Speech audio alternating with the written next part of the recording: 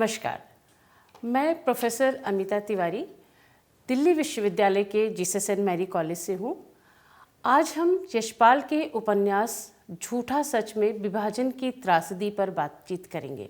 यशपाल प्रेमचंद के बाद ऐसे सशक्त उपन्यासकार हैं जिन्होंने समाज से सीधे टक्कर ली है। उन्होंने सामाजिक विषमताओं, असंगतियों और विकृतियों का पर्दाफाश किया है। यशपाल के साहित्य का मुख्य उद्देश्य समाज और व्यक्ति में नवीन भावों, विचारों और मानवीय मूल्यों का संचार करना है।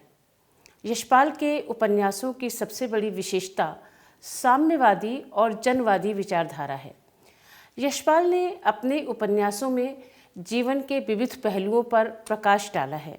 यशपाल के अनेक उपन्यास हैं जिसमें झूठा सच, दादा कामरेड, दिव्या, मनुष्य के रूप, मेरी तेरी उसकी बात, अमिता आदि अत्यंत चर्चित उपन्यास हैं। भारत और पाकिस्तान के विभाजन की घटना एक ऐसी घटना है जो प्रत्येक भारतीय के अंतर्मन को आज तक मथती आ रही है। कल्पना करके ही बड़ा भयावह लगता है कि नक्शे में एक लाइन खींच दी जाती है और असंख्य लोग पल भर में अपने घर, जमीन, जायदाद, लोग, परिवार, सगे संबंधियों और यहाँ तक कि गोद के बच्चों से अलग हो जाते हैं।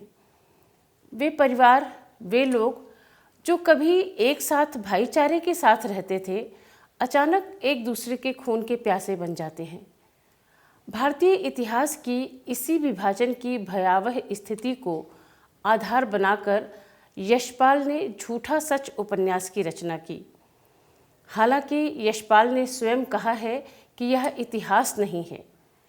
उन्होंने कहा है कि झूठा सच के दोनों भागों, वतन और देश का भविष्य में देश के सामयिक और राजनीतिक वातावरण को यथासंभव ऐतिहासिक यथार्थ के रूप में चित्रित करने का यत्न किया गया है। उपन्यास के वातावरण को ऐतिहासिक रूप देने और विश्वसनीय बना सकने के लिए कुछ ऐतिहासिक व्यक्तियों के नाम भी आ गए हैं, परंतु उपन्यास में वे ऐतिहासिक व्यक्ति नहीं, उपन्यास के पात्र हैं। कथानक में कुछ ऐतिहासिक घटनाएं अथवा प्रसंग अवश्य हैं, परंतु संपूर्ण कथानक कल्पना के आधार पर उपन्यास है, इतिहास नहीं। यह उन्होंने झूठा सच के में कहा है। यशपाल भले ही यह कहें कि यह इतिहास नहीं है, काल्पनिक है, पर उपन्यास को पढ़ने के बाद कहीं नहीं लगता कि यह उपन्यास काल्पनिक है। इसकी घटनाएं, पात्र, समस्याएं सब यथार्थ जान पड़ते हैं। झूठा सच उपन्यास यशपाल का अत्यंत चर्चित उपन्यास है। विराट फलक पर लिखा गया यह उपन्यास भारत के विभाजन और उसकी त्रासदी का सार्थक दस्तावेज है। यह उपन्यास यथार्थ पर आधारित है। उपन्यास दो भागों में विभाजित है। प्रथम भाग देश और वतन और दूसरा देश का भविष्य। इसके प्रथम भाग का प्रकाशन 1958 में हुआ और दूसरे भाग का प्रकाशन विभाजन के बाद 1960 में हुआ। उपन्यास का पहला खंड लाहौर और दूसरा खंड दिल्ली पर केंद्रित है। झूठा सच उपन्यास में 1947 के विभाजन पर आधारित कथा इसकी मुख्य कथा है और मुख्य रूप से विभाजन की त्रासदी को ही इस उपन्यास में दिखाया गया है। उपन्यास के पहले भाग में विभाजन की इसी त्रासदी का सजीव वर्णन है। यह वह समय था जब देश दो भागों में विभाजित हो रहा था। देश के अनेक भागों में दंगे हो रहे थे। देश का जनजीवन त्रस्त था। पूरे उपन्यास में लेखक ने हिंदुओं और मुसलमानों के बिखरते जीवन का वर्णन किया है। किस प्रकार लाखों हिंदू और मुसलमान बेघर हुए, किस प्रकार उन्हें भयावह यातना भोगनी पड़ी, इस सब का बड़ा ही स्वाभाविक वर्णन इस उपन्यास में मिलता है। उपन्यास का प्रारंभ लाहौर के भोला पांधे गली से होता है। जयदेवपुरी मध्यवर्गीय परिवार का है जो पेशे से पत्रकार है। वह स्वयं को एक आदर्शवादी व्यक्ति मानता है। अपनी बहन तारा की शादी जल्दी नहीं कराना चाहता, बल्कि उसे पढ़ाना चाहता है। परंतु उसके आदर्श खोखले तब दिखाई देते हैं जब वह अपनी बहन तारा को मुस्लिम लड़के असद से शादी नहीं करने देता और उसका विवाह सोमराज जैसे बेईमान व्यक्ति से होने देता है। जयदेवपुरी राजनीतिक आंदोलन में भाग लेने के कारण जेल जाता है, पर जब वह जेल से छूटकर आता है तो वह बदलते परिवेश को देखकर हैरान रह जाता है। बढ़ती सांप्रदायिकता की भावना उसे आहत करती है। चारों ओर हिंदुओं और मुसलमानों में वैमनस्य बढ़ता जा रहा था। मुसलमानों में फतवे गढ़े जा रहे थे, हथियार इकट्ठे करने की योजनाएं बन रही थी। हिंदुओं के मोहल्लों में भी सांप्रदायिक भावनाएं भड़काई जा रही थीं। एक दूसरे के विरोध में जुलूस निकाले जा रहे थे।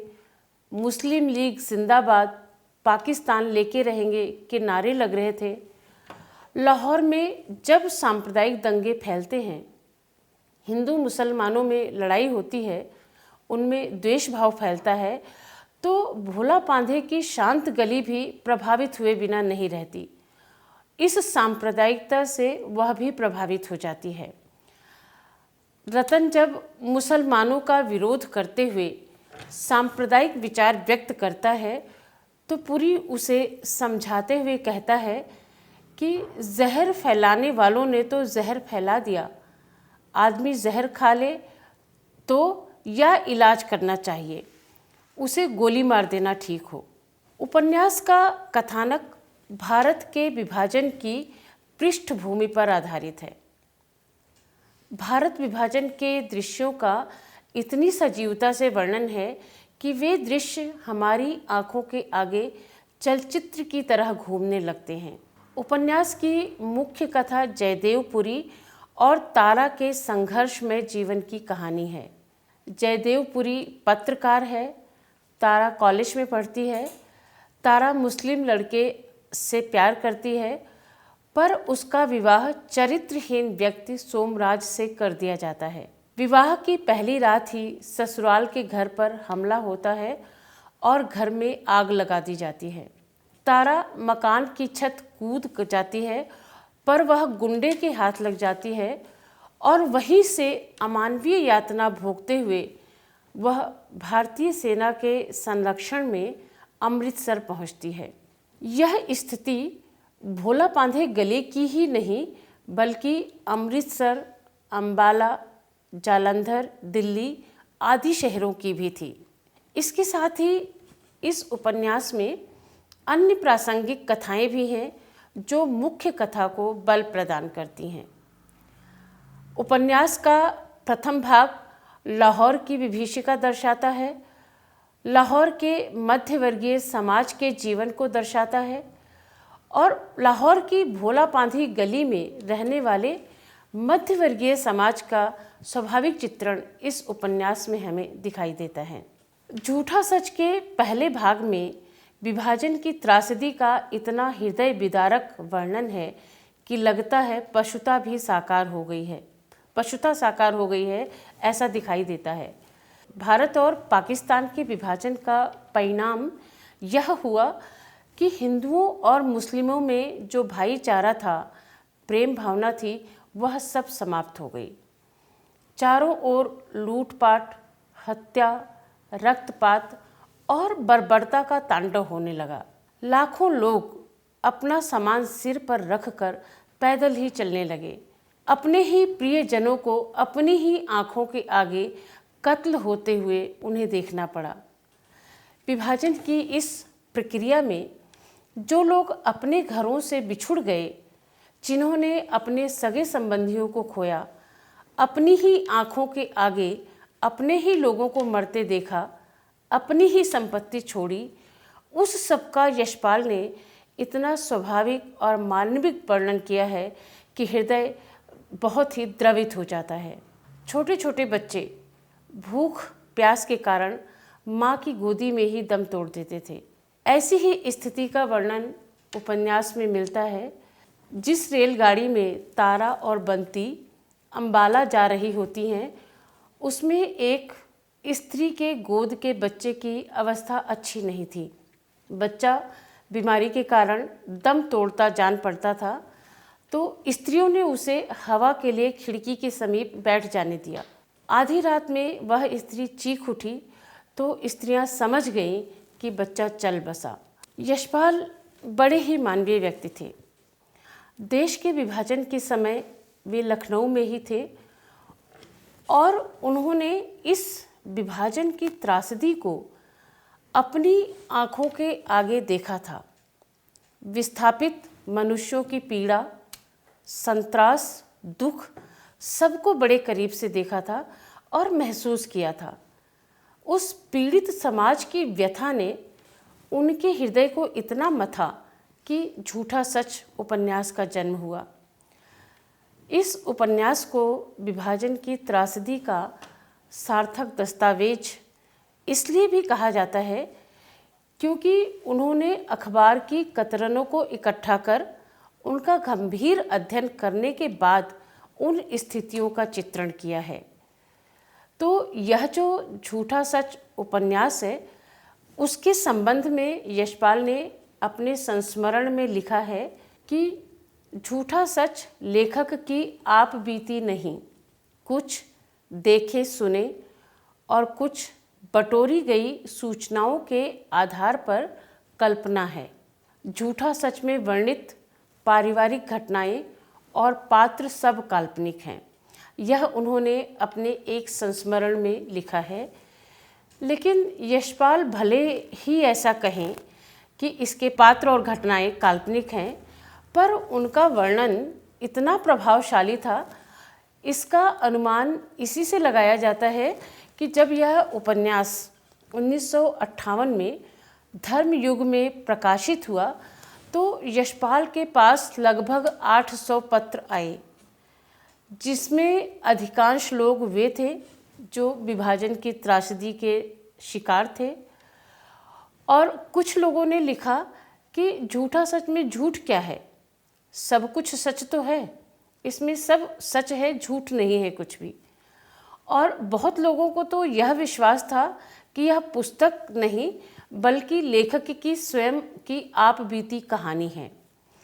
और कुछ लोगों ने पत्रों के द्वारा और कुछ ने स्वयं यशपाल से मिलकर तारा, जयदेवपुरी, कनक, प्राण के विषय में पूछा और उनसे भेंट करने की इच्छा की।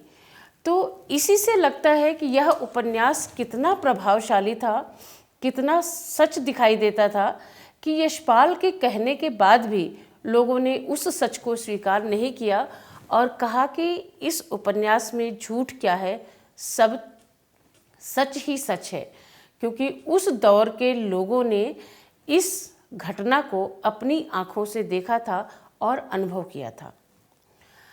विभाजन के कारण अमानवीयता का जो तांडव हुआ, उससे मानवीयता शर्मसार हुई। विभाजन की इस त्रासदी के लिए कोई एक व्यक्ति जिम्मेदार नहीं था। विभाजन से पहले हिंदुस्तान एक देश था जिसमें सब मिलकर रहते थे।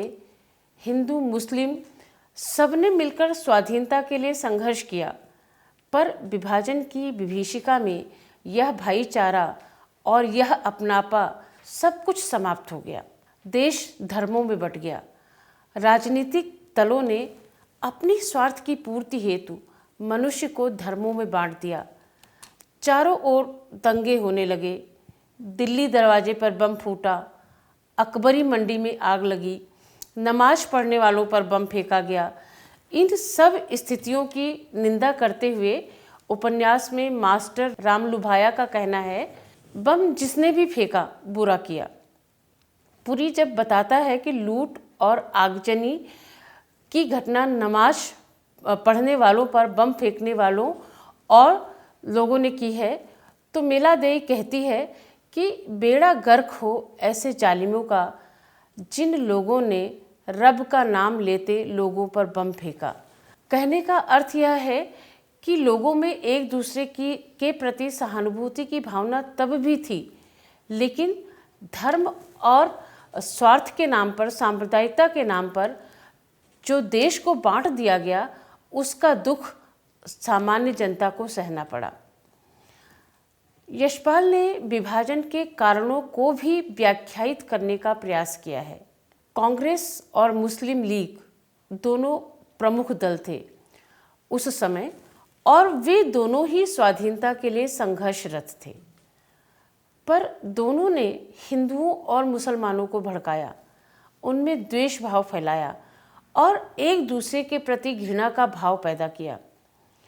इन नेताओं ने भी अंग्रेजों की तरह फूट डालो और शासन करो की नीति को अपनाया। उपन्यास में लेखक ने लिखा है कि राष्ट्रीय स्वाधीनता आंदोलन अपनी ऊंचाइयों पर पहुंचकर बिखराव की अवस्था में आ गया था। अहिंसा आंदोलन और क्रांतिकारी आंदोलन के वैचारिक मतभेद को अंग्रेज भली भांति समझ चुके थे कि पहले तो यह आंदोलन दोनों ने एकजुट होकर लड़ा, लेकिन जैसे जैसे दोनों संप्रदायों के राजनीतिक दलों के स्वार्थ प्रबल होते गए तो उनमें फूट पड़ती गई और इस फूट को अंग्रेजों ने भली भांति समझा। उपन्यास के द्वितीय भाग में देश के विभाजन के पश्चात पाकिस्तान से आए हुए हिंदुओं के जीवन संघर्ष का वर्णन है। देश के विभाजन के पश्चात पाकिस्तान से आए हिंदुओं के रहन सहन और देश में हो रहे विकास को लेखक ने चित्रित किया है। इस उपन्यास में भारतीय समाज के विभिन्न वर्गों, धर्मों, संप्रदायों, जातियों और संस्कृतियों का वर्णन है। यह उपन्यास राजनीतिक, सामाजिक और ऐतिहासिक तीनों ही दृष्टियों से अत्यंत महत्वपूर्ण है। उपन्यास के दूसरे भाग में देश के विभाजन के बाद हुए मोह भंग और चारों ओर व्याप्त मूल्यहीनता का वर्णन है। उपन्यास के आरंभ में ही जयदेवपुरी लखनऊ में नौकरी की तलाश में भटकता हुआ दिखाई देता है। एक ही झटके में उसका सब कुछ समाप्त हो गया था। घर, परिवार, लाहौर सब छूट गया। देश के विभाजन की सूचना पाकर जब वह पंजाब लौट रहा होता है तो उसे विभाजन की विभीषिका के अनेक प्रमाण मिलते हैं। अमृतसर, अंबाला से आती जाती रेलगाड़ियों में शरणार्थी कैंप की ओर जाते दिखाई देते हैं।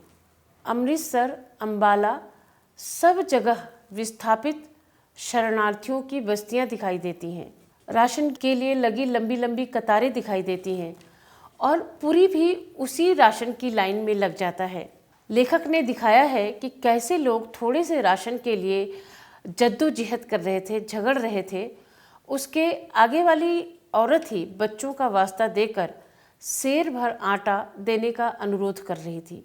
पुरी भी राशन लेकर ढाबे पर रोटी बनवाने के लिए पहुंच जाता है। विभाजन की त्रासदी का दुष्प्रभाव भारत की जनता पर, विशेष रूप से किसानों पर भी पड़ा। उन किसानों पर जिनकी ज़मीन छिन गई, वे दाने दाने को मोहताज हो गए और शोषण का शिकार भी हुए। बेला सिंह पंजाब का किसान है। वह विस्थापित किसानों का प्रतिनिधित्व करता है। वह पश्चिम में सियालकोट से आया था। 1947 में उसने पश्चिम चले गए मुसलमानों की ज़मीन पर कब्जा कर लिया था, पर वह पश्चिम से अपनी ज़मीन का कोई प्रमाण नहीं दे पाता है, इसलिए उसे उस ज़मीन से बेदखल कर दिया जाता है। विभाजन के कारण उसे अपना घर, खेत सब छोड़ना पड़ा।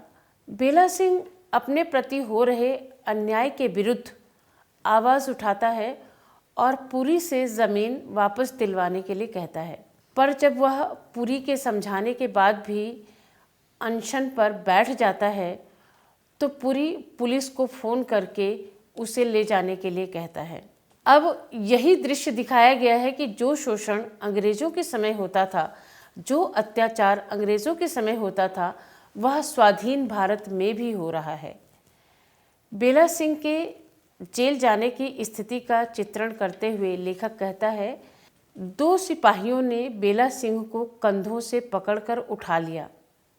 उसकी पत्नी और बच्ची चीख चीख कर रोने लगी। सिपाही बेला सिंह को लारी की ओर ले चले तो वह ऊंचे स्वर में चिल्ला रहा था, लोगों देखो, जुल्म हो रहा है, मैं इंसाफ के लिए अनशन कर रहा हूँ, ये मुझे जेल ले जा रहे हैं। कितनी बड़ी विडंबना है कि स्वाधीन भारत की यह स्थिति कि जहाँ लोगों ने अपने एक स्वतंत्र देश के लिए मूल्यों के आधार पर लड़ाई लड़ी थी, उन मूल्यों का आज यहाँ कहीं दिखाई नहीं देते वे मूल्य, और स्वाधीन भारत में भी लोगों के साथ धोखा और अन्याय हो रहा है और उन्हें जेल जाना पड़ रहा है। यह सब लोगों के बंटने के कारण हुआ। पाकिस्तान से आने वाला ड्राइवर कहता है कि मनुजों के देश धर्मों के देश बन गए। वास्तव में धर्म और राजनीति ने मनुष्य के अस्तित्व को मिटाने में कोई कसर नहीं छोड़ी। धर्म और राजनीति के बीच में दोनों ओर के लोगों को दुख कष्ट झेलना पड़ा। विभाजन की भयावह स्थिति दोनों ओर के लोगों के लिए थी और झूठा सच में विभाजन की इस त्रासदी का सबसे अधिक दंश स्त्रियों ने सहा। जब कोई भी विभीषिका होती है तो उसे समाज के हर लोगों को सहना पड़ता है, लेकिन इस उपन्यास में लेखक ने दिखाया है कि उस विभाजन की जो भयावह स्थिति थी उसका सबसे अधिक दंश भारत और पाकिस्तान की स्त्रियों ने झेला। विभाजन की आग में सबसे ज़्यादा स्त्रियां ही जलीं। कई स्त्रियां जो अपने परिवार से बिछुड़ गई थीं, उन्हें उनके परिवार ने अपनाने से मना कर दिया। जैसे बंती अपने परिवार की चौखट पर ही रो रो कर जान दे देती है, पर उसका परिवार उसे नहीं अपनाता। परिवार द्वारा उपेक्षित स्त्रियों में कई स्त्रियां हैं। ऐसी ही स्त्रियों में एक स्त्री है चिंती, जिसका पिता लोहगढ़ कैंप में उसे मिल जाता है, पर मिलने के बाद भी उसे अपने साथ नहीं ले जाता। वह कहता है कि मैंने तो ब्याह दी, अब ससुराल वाले जाने। कितनी बड़ी विडंबना है कि उस दौर में, उस संकट के दौर में पिता ने भी पुत्री का साथ छोड़ दिया। चिंती की मृत्यु के बाद चिंती की लाश पर रो रही स्त्रियों से जब कौशल्या देवी पूछती है कि हाय क्यों, इसके तो पेक्के टब्बर का पता लोहगढ़ कैंप में मिल गया था, तो एक स्त्री उत्तर देती है कि पेक्के इसे नहीं ले गए, अर्थात माता पिता इसे नहीं ले गए। कह दिया हमने तो ब्याह दी थी, ससुराल वाले जाने। वह एकदम निराश होकर कहती है, ठीक ही कहते हैं। स्त्री ने गहरा सांस लिया। उन्होंने एक बेर निबेड़ दी, एक बार उन्होंने निपटा दिया। कितनी बड़ी विडंबना है कि अगर शादी कर दी तो पिता समझता है कि पुत्री के प्रति केवल ससुराल वालों का दायित्व है। वह स्थिति जहाँ इतनी विभीषिका थी, वहाँ पे ऐसा बेगानापन स्त्रियों के प्रति उस दौर में हुआ था, यह उपन्यास में यशपाल ने दिखाया है। इसके साथ ही कई स्त्रियों को खूंखार राक्षस रूपी पुरुष की बर्बरता का शिकार होना पड़ा। कुछ स्त्रियों का जबरदस्ती शारीरिक शोषण किया गया और कुछ स्त्रियां भूख, गरीबी, हताशा और दुख के कारण गलत राह पर चलने के लिए मजबूर हो जाती हैं। पूरनदेई की लड़की में हुए परिवर्तन को देखकर तारा आश्चर्यचकित होती है। इसका वर्णन लेखक करते हुए कहता है, लग रहा था उसका ब्याह हो गया है। चेहरे पर पाउडर, सुर्खी, आँखों में कानों तक खिंचा हुआ सुरमा, होठों पर लाली, माथे पर बिंदी और भंवर डालकर बांधे गए बाल सीने पर कमीज का उभार और कसाव देखकर तारा अपनी आंखें हटा लेती है। यशपाल ने इस उपन्यास में विभाजन की त्रासदी का वर्णन तो किया ही है, साथ ही उन कारणों की खोज भी की है जिसके कारण यह त्रासदी हुई। नेताओं की अकर्मण्यता, उनकी स्वार्थपरता, सत्ता की लालसा, हिंदुओं मुसलमानों की धर्मांधता और अशिक्षा, इन सब कारणों से विभाजन की विभीषिका में मानवता की हत्या हुई और देखते ही देखते वह लाहौर जो शांति, आपसी प्रेम, भाईचारे की मिसाल था, सांप्रदायिक दंगों की भेंट चढ़ गया। और यह सब नेताओं के राजनीतिक स्वार्थों के कारण हुआ।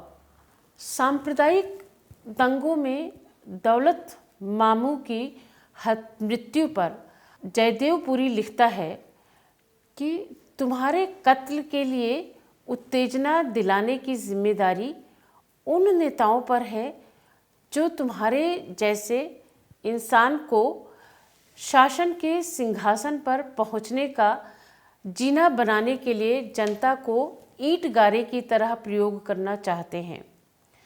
क्या हम सर्वसाधारण स्वार्थों में अंधे और क्रूर लोगों को सपनों के महलों में पहुंचने के लिए जीने बनते रहेंगे? क्या सर्वसाधारण को अपने नेताओं को मानवता की कसौटी पर जांच कर नहीं परखेंगे? क्या अपने स्वार्थों के लिए सर्वसाधारण को अंधा बना देना ही धर्म की रक्षा, प्रजातंत्र का जन्मवाद है? वास्तव में झूठा सच उपन्यास विभाजन की त्रासदी का सार्थक दस्तावेज है।